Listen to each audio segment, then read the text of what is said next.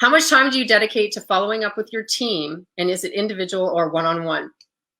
Oh, Jill, I love this question so much. Oh my gosh, we could probably talk about this all day. But here's the deal with following up with team or working with team in general. It is not officially an income producing activity. Don't throw tomatoes at me, okay? I understand it's important, but it's not officially an income producing activity. So your income producing activities that you do to build your business, like reaching out and starting conversations, adding new people to your network, following up, asking for referrals and closing people, that's what you should be spending the bulk of your time doing. So if you only have an hour a day to work your business, at least 45 minutes of that should be spent doing those things I just mentioned.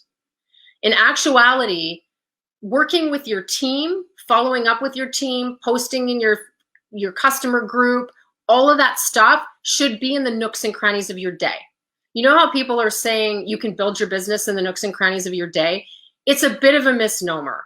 You really should build your business with intention, with a timer going and focused for whatever amount of time you have available. You can do it in 15-minute increments, or you can do it all in 1 power hour, whatever turns your crank, right? But the other stuff that you're doing, nooks and crannies, that's where the nooks and crannies fit in, because you can message a team member on the fly. I wouldn't be following up on the fly necessarily, because you let people fall through the cracks if you're not intentional about those income producing things, if that makes sense.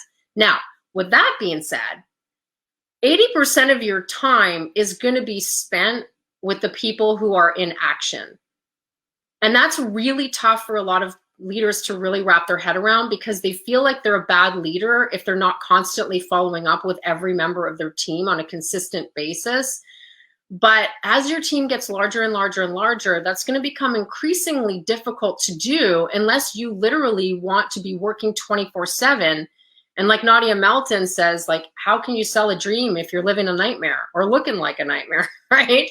So if you are so busy that everyone that sees you looks at you and thinks, oh my God, if I'm a leader, I have to do that. I don't want to be a leader. I'm just going to sit over here and be quiet and not make much, no ripples over here.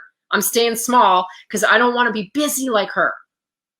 So unless you want to live that life, you really are going to have to come to grips with the fact that you're not going to be able to do that. And you're going to have to spend 80% of your team available time, not your income producing time, two different things.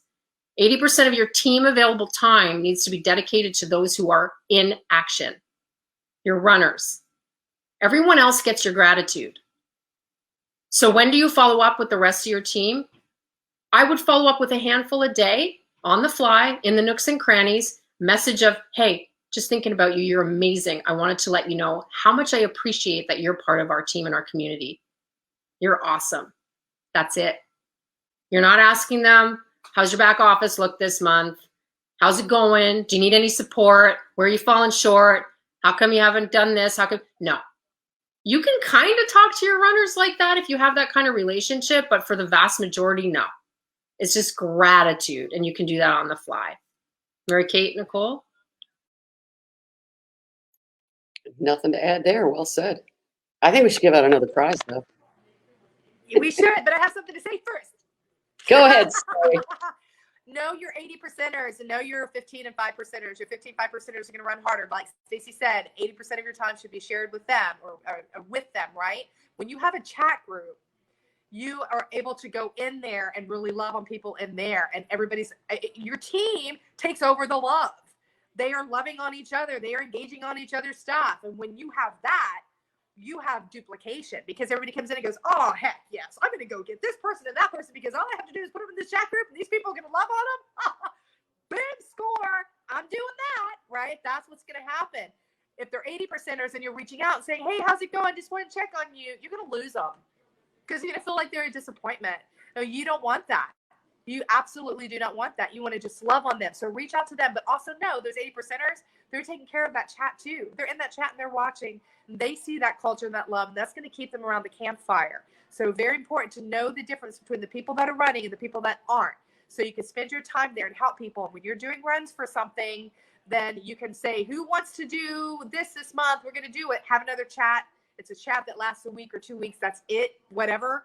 And then you have those people and they're running for that, and then it's over. because you want to make sure that your 80%ers are always in that main chat group, getting loved on, getting engagement when they put a post up. And you just got to make sure you're taking care of everybody properly without overthinking it. Because one last thing I'm going to say, if you're reaching out to all of your team and you're in management mode, what happens? Managers do not become CEOs, right? Managers do not become CEOs. They manage. They don't lead from the front, and then your team's going to stall out, and you're going to go, why am I stuck now? I was freaking amazing 2 months ago. But now you're in everybody's DM, finding out how they're doing, if they have questions, or if you can answer things for them, or give them scripts, or point them to a tool. Nope, that's what your chat group's for. That's it. You can find more great marketing, prospecting, and recruiting tips just like these over at rayhigdon.com. And remember to pick up your free copy of his 29 sources of network marketing leads. We'll see you over there.